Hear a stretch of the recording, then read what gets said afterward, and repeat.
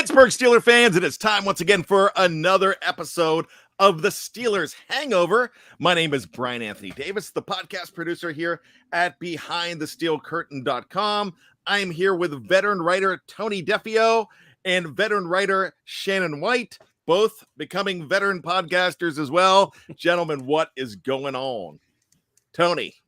Oh, I was digging that music. That's some pretty cool music. I'm all jazzed up. Jerry Cherry Band, worst looking man. And that guy's going places. Yeah, I'm a big JCB fan, and that song is called "The Worst Looking Man." But the chorus is, "I'm not the worst looking man that you've ever seen." I think I used that for prom proposals, and actually the proposal to my wife. Shannon, what's going on, my man? Well, you call me and Tony veteran writers and veteran podcasters. I thought you said, well, we are old, so yeah. That makes sense. We're veterans. I see where you're going here, and we're veterans of being disappointed.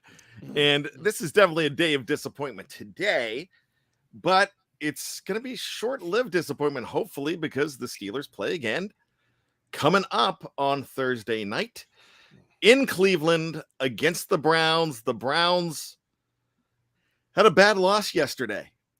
Here in Steeler Nation, we feel like the Steelers had a horrible loss. But when you look at the division, the Steelers had I would take that loss over the losses that those other teams in the division took, because the Baltimore Ravens had a 35-14 lead. The Browns had a 13-point lead with 2 minutes to go against the New York Jets. And then the Cincinnati Bengals against Cooper Rush, not Dak Prescott. Cooper Rush in Dallas came back from 17-0 down and lost that game in the final seconds. Gentlemen, I know you don't want to take any loss, but the Steelers was less demoralizing. Would you agree, Tony Defeo? I mean, it was less demoralizing. I mean, to lose the way those other teams did, I mean, it had to be a gut punch this early in the year. But, with the Steelers, their loss was the same kind of loss and win. It's the same kind of everything we've been seeing from this team for 2 years. So, I mean, it's less demoralizing, but it doesn't give me any hope that things are going to change anytime soon. That's the only problem. Whoa, okay. So that is a bold statement. That is your Vinny Vega statement of the day so far. We're going to have more of them. Shannon White, how about you? Demoralizing or just what happened to us? Who cares about the outside? Well, I have to mention that not only did the Browns lose, but they lost to Joe Flacco, Unibrow himself, Bert of Bert and Ernie. He was like the Undertaker. He rose up off of the mat and led the Jets to victory. It was unbelievable, guys. It was like a throwback to 8 years ago. And but the Steelers, if you look at how these the other teams in the divisions are losing, like Baltimore, it's called defense. Try it sometime. I mean, that was unbelievable. They was just guys wide open. I think the Dolphins had 600 yards offense. It was crazy. Six touchdowns, and so the Bengals still look like a mess against the Cowboys, and the Browns, like I said, we know what happened there. So I think the Steelers have the makings of some hope, but tough decisions are going to have to be made, and I'm sure we're going to discuss that moving forward. Yeah, we definitely are. And we're going to be discussing that on all of the BTSC podcast and on the editorial side as well as we lead up to the game on Thursday. So make sure you check everything out. There is a programming note. I'm going to go ahead and throw that in now. The Scobro show will be on this evening. So you're getting a double dip of YouTube. And so the brothers Sco, Rich, and Dave will be on. There was also today the Mike Tomlin press conference recap with Dave Schofield. That is wherever you download your favorite BTSC podcast. No, wait, let me take that out. That's wherever you download your favorite podcasts. whether it is anything, if it's something about movies, it's something about bluegrass music, if it's how to lose weight, or if it's the Steelers, that's where you're going to find it, and you're going to find it there. Now, great shows already today. We had the winners and losers edition of Let's Ride with Jeff Hartman. We had my show, Bad Language, where I did a little bit of a new format. And you guys will be interested in this to know that you guys were mentioned on the show as well. Tony, you got the score right, but the wrong teams. So, yeah. Well, I figured it'd be that kind of a game. I not the score I hoped for, but I figured it'd be exactly that kind of game, and they didn't disappoint. And Dave Schofield got the right teams and the right score. He had Patriots 17, Steelers 14. I'm going to be doing that every week, highlighting the staff picks on the second part of Bad Language. I'm also going to be talking about my bold and bizarre predictions. The preview, we have on the preview over and under every Thursday, but the preview this week, part of our programming note, is going to be on Tuesday evening. Know Your Enemy will be on Wednesday in its usual spot. And then Thursday night for the post-game show, it's not going to be the trio that you're used to. It is going to be What Ian's Talking About live with Greg Benevent and Kyle Kreis as they go ahead and do the post-game show. It is going to be it's going to be unique. You're still going to have the makings of a regular a regular post-game show, but it's going to be in their own style. So have fun with that, and hopefully they have a win to be talking about. With them being on the West Coast, it's a lot easier for those guys. They'll be our West Coast team this year, our PM team, our late night team. So that's going to be a lot of fun. So, gentlemen, let's get into it. You saw the title. Changes. They're not easy to execute. It's easier to say that you need to do it. And we're also looking right now. We're looking. I'm going to not even look at the live chat. I'm going to tell you now. I'm not going to look at the live chat. If you see a super chat, fellas, tell me, because I love you guys, but my gosh, we're really knee-jerk today. And I'm just going to say this. I went on record yesterday saying that yesterday was the quarterback problem. That's my personal opinion. I said that on Bad Language again today. I thought it was more of that. It seems if we took a poll that everybody would want to take out Matt Canada first. Hey, I love it. That's your opinion. That's fine. Now I'm seeing one of my great friends on here, a guy that I love, Michael Malley, wants to cut Gunner already. Don't cut Gunner. Are you going to get divorced after your first fight? That's a question. Shannon, you've been married 80 years, right? A little less. Okay. 30. Yeah. So after the first fight, have you had a fight with your wife in those 30 years? Well, one-on-one or just no, but yeah, you're going to have disagreements. That's inevitable. Yes. Yeah. All right. So here's the deal. Gunner screwed up. What Gunner's responsibility is, and Mike Tomlin talked about that today. What Gunner's responsibility was to, he didn't say this, but he was supposed to call the fair catch. He was also supposed to pick up the fact that the Steelers did not have 11 men on the field. That's why you always see him doing this. That's why I always see the punt returners doing this every punt return. So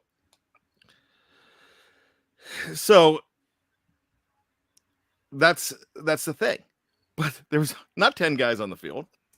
There was 10 guys on the field. So Schooler, was that his name? Schooler? Brendan Schooler. So. Yeah. Schooler.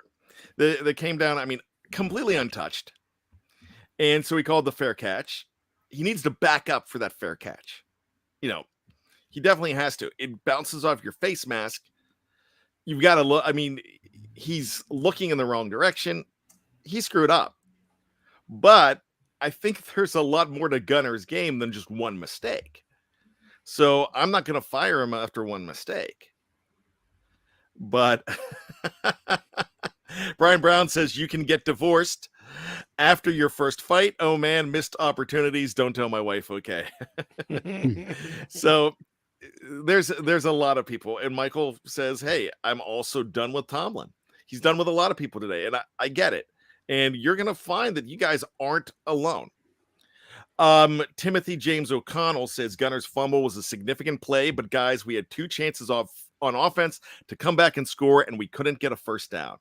That's Timothy. That's kind of, you're in my camp. You're one of the few people in my camp, because I'm going to tell you right now, they made the score 17-14. It was 17-6 after the Gunner screw up. Made it 17-14 and could not do a thing in an entire quarter. And the problem with that is you only you have 2 3 and outs and you can't do anything. I thought there were open receivers, but now it looks like these players are more on Mitch Trubisky's side because of everything they said. Now, did you see the comments from Mitch and the players? Oh, yeah. So let's go ahead and take a look at these. Deontay Johnson, we have to call the right plays to get down the field in the right ways. Chase Claypool, we can only do what they tell us to do and execute it. Mitch Trubisky, call concepts to get receivers there. I mean, there's anyway you can't say it any more clear than that. They're blaming the receivers. Me, Darwin Nolan agrees with me. Mitch missed open wide receivers. I mean, Shannon, let me ask you this. You remember another number 10, and Tony, I know you do too, Cordell Stewart. Mm-hmm. And I'm actually going to compare Mitch Trubisky to Cordell Stewart in this aspect. You know, mobile, that's one thing. But it seems like Mitch Trubisky, one of his flaws, besides throwing off his back foot a lot, one of his main flaws, though, is no peripheral vision as far as looking down the field. It seems like he knows that he's throwing to this first option, and there's no other options in his mind. Hell or high water, he's throwing it to that guy without looking other places down the field. So my question to you is that right on? Yeah, I think that's what we're saying. He's shown that in Chicago. Of course, he didn't really get to play at Buffalo, but we hoped that he had got past that, with more experience. But that's part of the whole process of the it factor for a quarterback is, there's only so many guys that have the arm talent to play at the NFL level, and then have the height and have the other mobility factors that you need now. But then you have the above the neck, which is the ability to make pre-reads, pre-snaps, RPOs, progressions. There's so much information that has to be processed and acted upon in such a short, minute amount of time. And he struggles with that. He likes to have clear sight lines. He doesn't anticipate and throw guys open. He has to have a clear sight line. That's why it's good to move him around the field, roll the pocket or whatever. Because if he has that straight sight line, he has a good arm. And, he makes some good throws. Because he has a good arm, as you said earlier, he likes to throw off that back foot, which gets him in trouble because that hurts his accuracy. There's so many things going on right now. I thought a lot of the complaining and the little tidbits of information we were getting from the receivers was that they were blaming the play calling, is the way I read it. That they're not calling plays to get open in that second level, to get the ball over and behind the linebackers in front of the safeties. They're not working the same. They're not doing play action. I mean, all I heard about was Tomlin got to be able to take snaps under center. You got to have mobility so that you can do play action. Where's the play action? If y'all seeing it, I don't. Where's the design quarterback runs, keepers? Trubisky can run. If he would do that, it slows down the pass rush. It causes hesitation all the way around, which will help the offensive line. it'll help a struggling Trubisky. But we're not seeing it. It's just not being called. So I think it's impossible to blame Trubisky without blaming Canada and vice versa. And then that's what's going to top off everything is you have to blame Tomlin because he's the man in charge. This is his baby. You know, the buck stops with him. And I love Tomlin, but he says, I'm not going to live in my fears. But by playing Trubisky, I think he's living in his fears. And he's going to be faced with some tough decisions coming up. And I believe he'll make the right ones, but this ain't going to get fixed anytime soon. All right, Shannon. So let me ask you a question. I'm going to ask you two, then I'm going to go to Tony because I want to get his opinion on this too. Now, first and foremost, did you listen to the Mike Tomlin press conference today or Dave Schofield's wrap-up of it? I caught just a little bit of it. Okay. So he is definitely not making a change this week. Yeah. I'm short waiting now. And would you agree to this, though, that you're not going to make a change with a Sunday game than a Thursday game? No. Probably you wait. Yeah, definitely. So my first question to you is, if he makes a change, when do you think it's going to be? Jets game? After the bye? Never? Or injury? Well, I know he hopes he doesn't have to. You know, if Trubisky and Canada can get on the same page and improve, there's no reason. Because the offensive line, nobody's noticing, but they are playing better.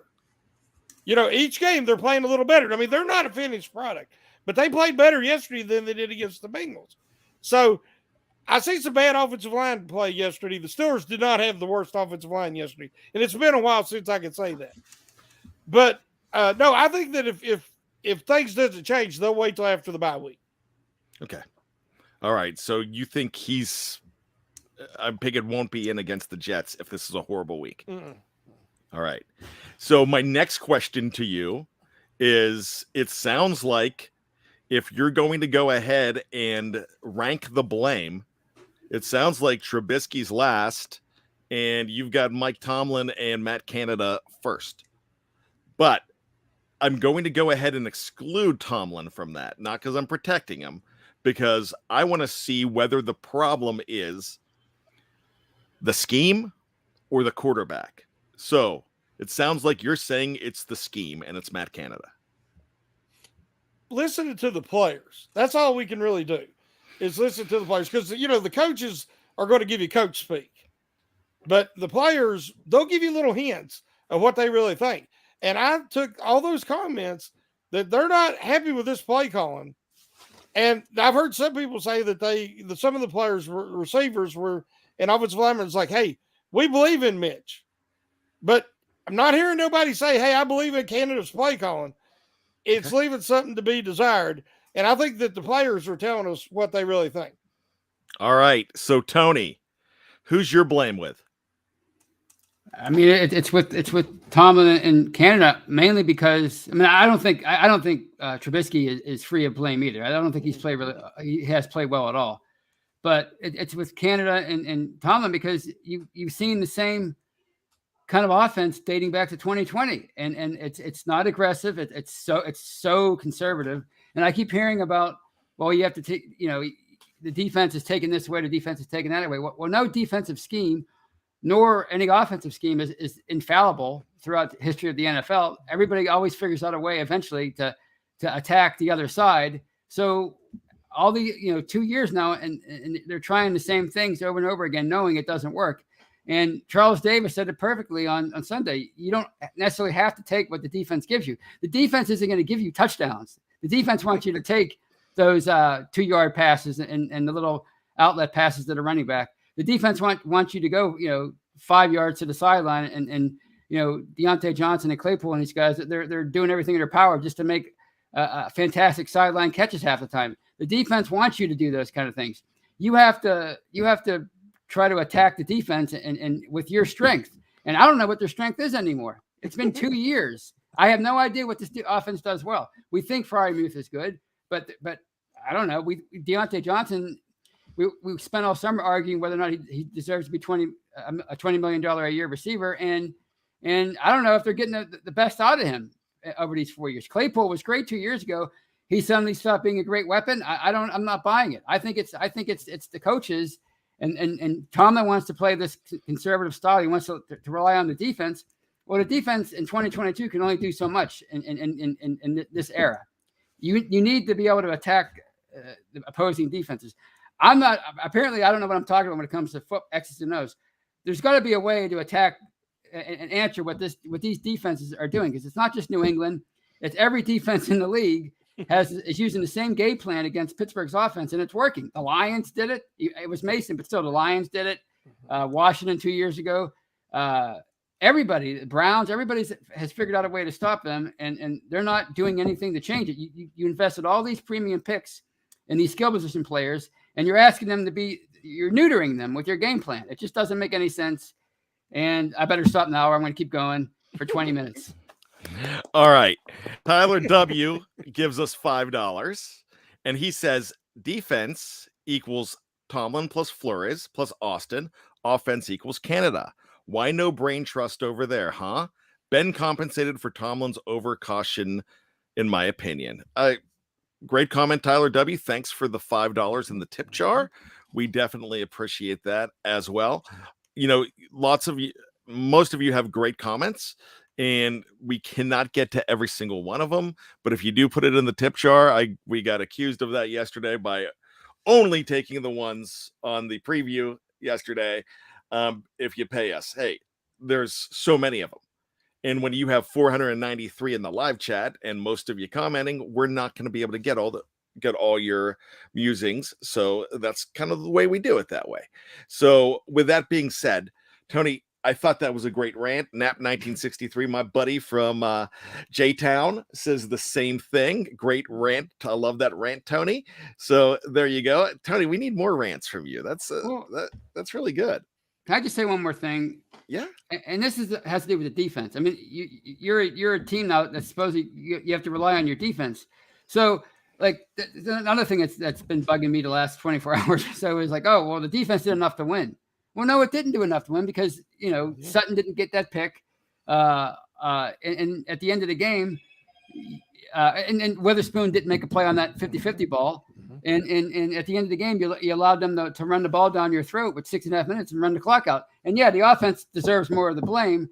But if you're going to play this style where you need to rely on your defense, even without TJ Watt, well, those plays are going to be magnified, and you have to make them. And you're not going to make them all, but you have to make some of them. And they didn't make any of them. The Patriots made the plays, the key plays, and the Steelers didn't, even on defense. I mean, it is how it is. If you want to say your defense is your strength, when a defense deserves culpability, even when it only gives up 17 points.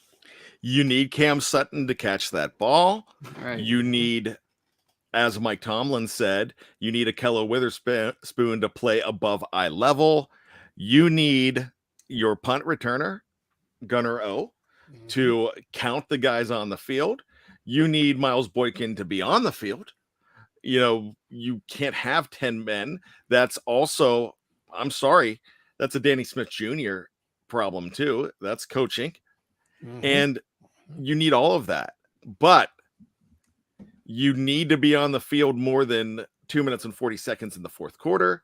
And you need your quarterback to do something a little bit more than 2 3 and outs in the last quarter. So there's a lot of problems here. So let's ask this question. I can't get off this whole Canada versus Mitch thing, because what if Josh Allen was your quarterback? No Mitch Trubisky. Everything else is the same. Josh Allen's your quarterback. Will he do a little bit more with this offense? Will he do more with this offense, or is he just as handcuffed? Want me to answer? Yep, I do.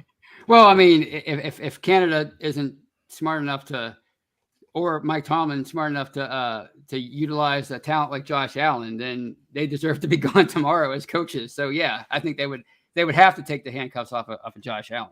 He's a proven commodity. So you're saying Mitch is handcuffed? I'm saying they don't trust him. I don't think they trust him. I don't think they trust, and he's not giving. And I guess in their defense, when you see Trubisky missing some of these, like he had Pickens in the flat, and he decided to go for Johnson, who was double covered, kind of. And when you see him throwing off the wrong foot and his back foot all the time, they don't trust him. But I think they would have to trust a guy like Josh Allen. How could you not? Okay, Shannon. I think that's a quarterback problem because I'm even thinking that Mason Rudolph does a better job in this situation. Your thoughts? Well, playing the offense that they're playing right now, Rudolph has plenty of mobility. I think he's actually is a more accurate passer, and he has better anticipation than Trubisky. They're not using Trubisky for what we all thought they were going to do with him. They're not doing that, and I agree with Tony that they're not showing faith in him. When you tell a guy, don't turn the ball over, don't turn the ball over, don't turn the ball over, what's he thinking when he gets out there? Well, this is a safe throw. I think I can make it. He's hesitating. If you'll watch him, he's a half second late on everything. The passes are coming out late. It's because he's overthinking. He's not playing natural and confident. And I believe that's because it's being stressed to him. Protect the ball, don't turn it over. And, that just doesn't work in today's NFL. All right, so it sounds like what you're saying is if Kenny Pickett was in there, they would be handcuffing him and he would have the same problems because they wouldn't be trusting him to play his game. Shannon? No, and I don't agree with that. That's not what I'm saying. Pickett, he's a different quarterback than Trubisky in that he is really, really good at pre-snap reads and anticipation, throwing the receiver open, putting touch on that ball. If you look at his statistics, his last year at Pitt, he dominated across the middle of the field, especially into that middle zone and down the seams. I mean, that was his bread and butter. Trubisky has the arm, and he tries to make a lot of the throws being made last year to the sidelines, where he's got that one-on-one matchup, and he feels like, again, Johnson gets good separation, and that's where he's looking to throw. If you even look at the preseason, I know that's vanilla, but Pickett was anticipating throwing over and leading Freiermuth open, and they had a good connection. And he made some other good throws to the one receiver that ain't with the Steelers anymore. I can't think of his name now, but they had developed a connection because Pickett is quicker in his processing, his anticipation, and he throws with really good touch on the ball. Those are all things that Trubisky struggles to do. So it might be a totally different offense, and it might look completely different with Pickett in there. But now is not time to do it on a short week going into Cleveland. All right, yeah, I get that. But the week after that, you've got a 10-day layoff. Who should be the quarterback, Shannon?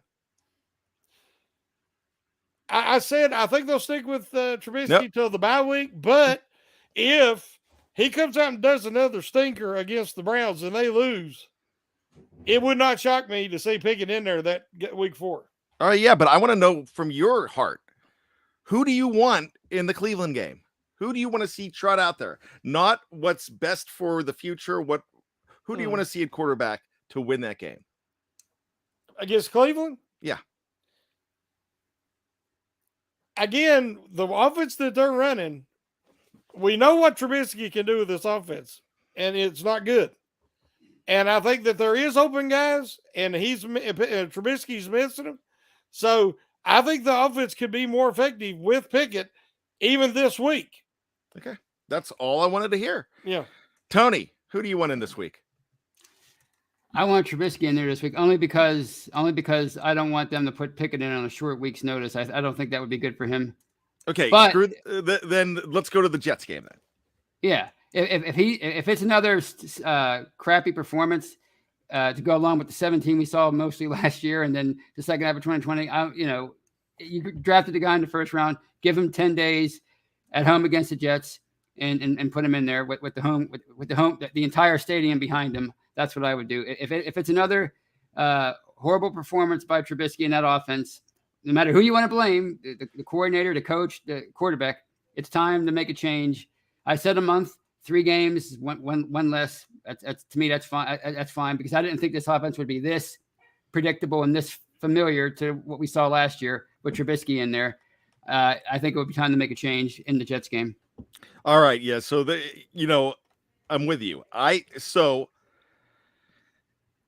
We still don't have a good answer though, and you guys aren't doing anything wrong. But what I'm saying is, this is what's so confusing about this whole thing, because we want Pickett in there, and we all 3 of us agree that this is not the week to do it.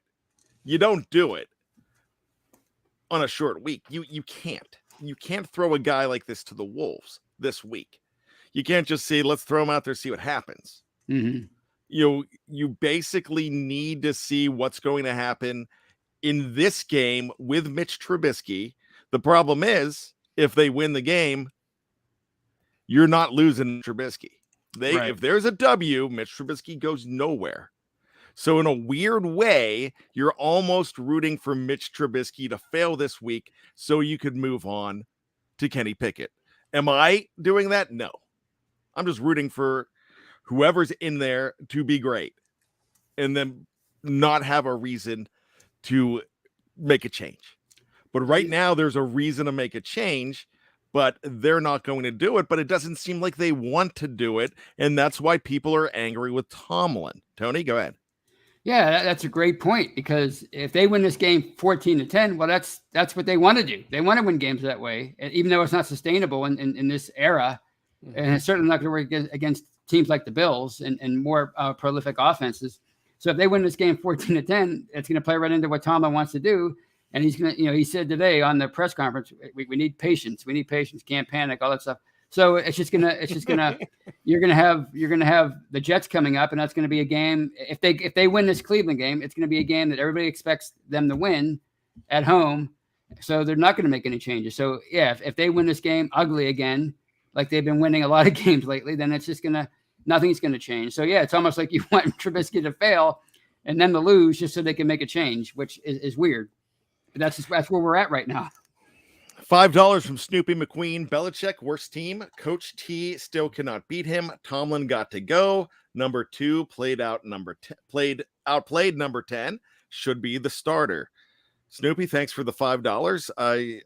I hear what you're saying. There's 3 different camps here. Tomlin, Canada, Trubisky.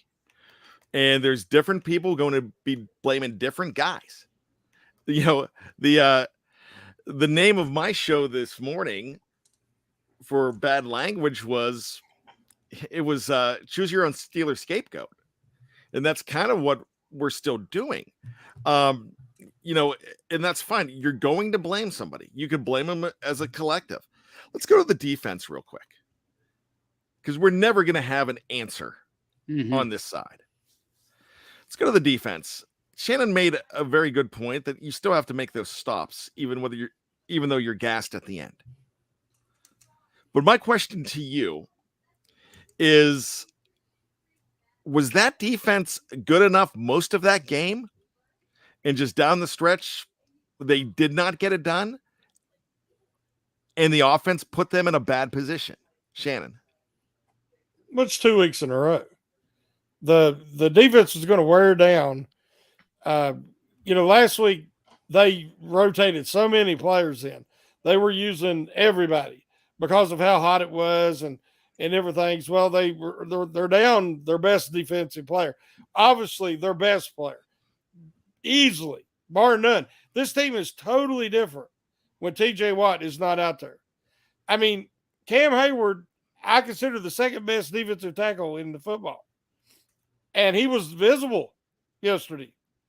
Alex Highsmith is showed that he has taken a step forward in his game and had a great game with TJ in there. Without TJ, now understand, the Patriots have a good pass blocking line. They are very fundamentally sound and they're talented. But they got no pressure on Matt Jones. There was times he was sitting back there just, patting the ball, waiting for somebody to come open. That's not Steeler football, but that's what the Steeler defense looks like without TJ Watt. TJ Watt is unblockable. He gets instant penetration and causes all kind of chaos. And then the other guys mop up. They get their place. They're good complementary players. Bud Dupree was a good complementary player to TJ Watt. Juju Smith-Schuster was a good complementary number 2 to Antonio Brown. But when you take away the stud, the guy who carries everything, you see what happens. The run defense was, up to snuff. They did good enough to win that game. But they could not generate pass rush. But they did have opportunities to get some turnovers. If Lease Witherspoon could have knocked that ball down, first and foremost, you do not allow the reception. Knock it away if you have to. But he tried to intercept it and ended up doing neither. So the defense without TJ Watt is going to be solid, but they're no longer spectacular.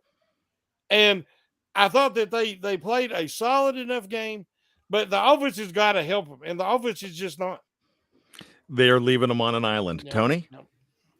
I think people tend to look at the big picture more with the defense. I think they feel like there's a magical number that if the defense only allows that those many points, then it did enough to win.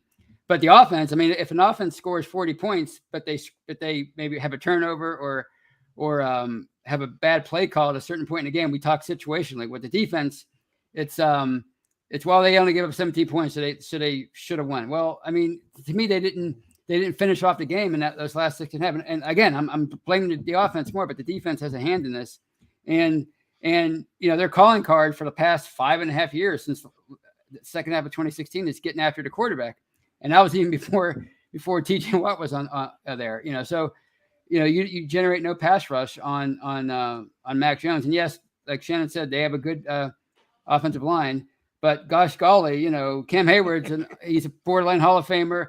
Larry Ogunjobi was brought in to be the next, to be a dynamic player to take to its place. Alualu is good.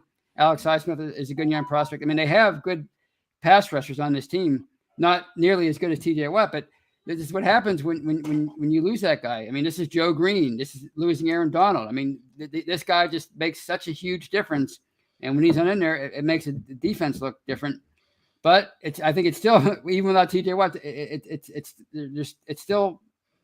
there's still enough players that you should be able to generate a pass rush, and you should be, when the opportunity is there, you got to make some of those plays that can change the game. And they had a few opportunities yesterday, and they didn't take advantage. Programming note tomorrow on The Fix with Jeremy Betts and Andrew Wilbar. They are going to, each one of them is going to take a unit. It's going to be how to fix the Steelers offense, how to fix the Steelers defense. Now, we're not going to step on their toes with that, but this is my ultimate question for the entire show. And it's this: what's easier to fix? And I'm not talking about the defense here. Is it easier to fix your play calling, or is it easier to fix your quarterback? Tony? That's a good question. I've seen the same thing so long. I'm inclined to say it's easier to fix the quarterback, and if he has that special talent, even if it goes against the grain of what the play calling is, he can make some things happen. Because I don't think they're willing to change the play calling. So I think it's easier to fix the quarterback. You throw him in there, and hey, this guy is a first round talent, and he can make all the difference for you. We saw that with Ben in 2004. Shannon White, I'm going to just come out, and one of my best friends in the world is Tony Defeo, but I'm going to flat out say that I completely disagree with Tony. Are you in Camp Tony or Team Bad on that comment? Well, if you're either changing everything for 11 guys or you're changing it for one guy. And if you can bring in Pickett and he makes that offense, even the way it's being called right now, look different by doing a better job of, again, RPOs and, designed runs and making them pre-snap reads and them progressions, then everything might look all different. And that's only changing one player. So I have to agree with Tony. I think it'd be easier to change the quarterback. And then if you get the same thing out of two quarterbacks that are different styles, after what we've seen Ben have to go through last year, then you definitely know that it's Matt Canada. All right. Here's my opinion. I disagree with both of you, and I have no problem. But I could be wrong, and I have no problem. When I'm wrong, I'll tell you I'm wrong. But here's what I'm noticing in my head. Why can't you change up the scheme just a little bit? Why can't you go across the middle? You throw one time across the middle. That's a good question. And it gets intercepted. If you change, you don't have to change the whole scheme. You just have to, like Tony said this at the beginning. When they're trying to take what they're given, why don't you not take what you're given, but go take it? And if you go across the middle, you have a guy that could be a top 5 tight end in this game, or even higher in Pat Freiermuth. You targeted him 7 times. Why not target him 14? You can do that. We've seen it with Travis Kelce. You can go across the middle. You have other guys. You know who goes across the middle real well? Deontay Johnson does. Yeah. All those guys have that ability, and you're not touching it. You saw the chart one time, and it was picked. Mm-hmm. So my thing is, that's not hard to do. But if your quarterback doesn't have it, he doesn't have it. So there's a lot of things that we've got to look at here that needs to change. But I don't know why everybody's saying it's easier to change your quarterback.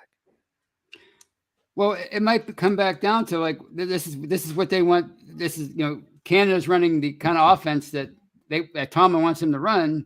So even if they did change the coordinator, how much would change? Like say they fired Canada tomorrow and I don't know, they would promote somebody from within, I would guess. What makes anybody think that they would radically change the offense? You know what I mean? I don't know. Yeah, you can't, guys. Girls, let me say this real quick. Go ahead, Shannon. All I was going to say is there was multiple times that George Pickens had one-on-one coverage on the outside. He got inside leverage, and he had an open lane there. And, I mean, we see what Pickens could do. Contrary to Claypool, who struggles to high point the ball and contest the catches on the outside, that's Pickens' bread and butter. And it happened at least 3 times that if you go back and watch the film that he had a shot, and Trubisky's scared to pull that trigger. If you complete 1 or 2 of them in the game, it's a totally different ball game. So, again, that could be, it's going to be really hard to come in to bring in somebody new because I don't know who they would promote to offensive coordinator from the inside, from inside the organization. Well, I'm not saying that. I'm just saying changing the play calling. But this is who Matt Canada is. This is who he is everywhere he's ever been. He's not all of a sudden going to become, Bruce Arians or Haley. This is who he is. If it doesn't work, he's useless. Hey, but it's not that hard, Shannon. You just throw it. Guys, I mean, I'm not yelling at you, Shannon. All I'm saying, it's not that hard. If the middle's open, you're like, why don't we take the middle? That's what's so frustrating about it. It's been 2 years and it's still the same. They won't do it. I don't get it. If you're in a war, if you're in combat, 2 receivers run into each other yesterday. Guys, it's bad play calling. You shouldn't have 2 guys in the same area running into each other. But you could change it up. You just take a look at it and go, okay, this isn't working for us. I think I'm going to change something up. I do that as the podcast producer. I did it on my show last week. I'm like, bad language, it's lacking something. I'm going to change it up a little bit and go with some different stuff. And I thought it was a whole lot better. That's what you do. Mm-hmm. Mm-hmm. If I think the show is not working, I'm going to do one of 2 things. I'm going to change the format of it, or I'm going to fire Shannon and Tony. Or I'm going to say, you know what? You know who stinks the most? It's me, and I'm going to pull myself off and bring in Jeffrey Benedict. That's what I'm going to do. That. No offense to him. So, you know what I mean? You got to look at it. If you're in war, if you're in combat, are you just going to say we're going to take what they give us, or we're going to go take them down? Okay. Here's the thing. Let's say it's Matt Canada and Mitch Trubisky. Okay. You have 2 backup quarterbacks. You have no backup offensive coordinator. Don't you think you try the backup quarterback option first? I'm not saying to fire Canada. I'm telling you, you can't fire Canada right now. But what you can do is say, hey, Matt, there's guys open over the middle. You need to adjust or you are going. That's all it takes. And if Matt says, well, I think it's going to work this way. No, it's not. Change it. That's what's so maddening about it is this has been going on for so long. You would think that, I mean, these guys supposedly are all smarter than we are as far as football IQ. Why can't they see that it's not working? And why do they keep trying the same thing? You know, the definition of insanity, blah, blah, blah. Why are they trying the same attack each and every week? That's why we can't figure out who to blame, because they won't change anything. So we don't know what the real problem is, other than it's the same offense since Halloween of 2020. Okay, hey, this has come up a couple of times. Jersey boy, this is what we do. Why are fans crying about just 2 games? This is what we do because last year you lost the division by 1 game. This is what happens. I mean, you might not be familiar with Steeler fans if you don't know it. We were gripping about this in the preseason. And I'm usually the positive one, but yesterday was a winnable game. And it was ugly. You've got the future of your quarterback. They're not ready to put him in. I know they've got a progression they're going through, but sometimes you've got to speed up that progression. You also got to look at the fact that this offense hasn't been working for a while.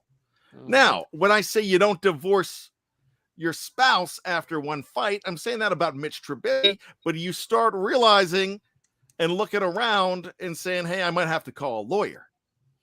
And I think they're in the I might have to call a lawyer phase with Mitch Trubisky. With Matt Canada, I think this system can work. I think it's not working because the quarterback is not executing it. But I'm also saying that whole rant I just had is, if you think it is the offensive coordinator and if you think it's the game plan, then you adapt. That's all you have to do. Yeah, we're going to cry over 2 games. And here's the funny thing, Jersey boy. The Steelers won 1 of them. They're 1-1. We were crying as fans last week and they were 1-0. That's what we do. Tony, am I off base? You live right in Yinzer Central. No, you listen to. There's a morning show that does Facebook comments after every Steeler game, and whether they win or lose, the people are outraged. But in the people's defense, this has been going on for so long that like they're unwatchable. I mean, this is an unwatchable team, right now. I made that statement last year after the first Chiefs game. People are like, "Oh, you're not a real fan," but my eyes work. And I know what's entertaining and what isn't. And this offense has been unwatchable for so long. That's why we're crying after 2 games. It's not just about 2 games. This goes back a long time. It's a trend. And right now, to further it, the Steelers are in a tie for first place in the division. That's even funnier to me. I mean, they're 1-1. They're in a tie with 2 others, but we are going to worry because sometimes I say it all the time, maybe just enjoy it, but I know what you guys want and I know the truth. I know what I want. Don't like what I saw on the field. Tony's right. That was unwatchable. And the worst part about it was the fact that it didn't have to be. That game was winnable every second of that game until they could not get off the field. Dave Schofield looked at me and Jeff. I watched the game with those guys, looked and said, they're not going to get back on the field again. And there was like 8 minutes to go. Yep. Shannon, go ahead. Another little bit of evidence that this is maybe from the quarterback's perspective. Trubisky is very mobile. And that's one of the things that attracted the Steelers to him. 2 games in a row, he's got outside of the pocket where there is green grass in front of him, if he takes off immediately and he could get positive yardage, which is something that Steelers are desperately needing, and he hesitates and he hesitates and he keeps running parallel and he ends up getting sacked in bounds or running out of bounds and losing yardage, which is the same as a sack. That, to me, for a mobile quarterback who's a veteran like him, tells me that he's not thinking. He's not, hey, at least get rid of the ball. Don't lose yardage. He's not processing and thinking clearly. That's 2 games in a row he's done that. And that tells me a lot is with him. So I'm going to wrap this up, guys.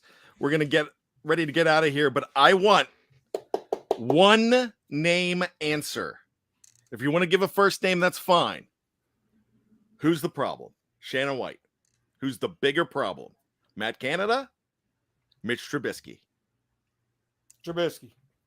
Tony? Trubisky. Bad. Trubisky. All right. With that being said, we are on our way out of here. Thank you so much. Let's have a better hangover next Monday. It's going to be a few days, past. It's going to be a few days past the game. We're going to have a lot more time to digest it, but we're definitely going to have opinions. So thank you so much. We cannot do these shows without you. You can disagree with us all you want. That's fine, because that's your right as a fan. And I love it that you do. I have no problem with that. But we're also going to state our case too. And we can't have a good show without all of you. So thank you. And if you're in your car right now, shaking your head because of this conversation is frustrating. I get it. I'm frustrated. We're all frustrated after 2 games. And that's the funny thing. We need you too as well. So thank you so much.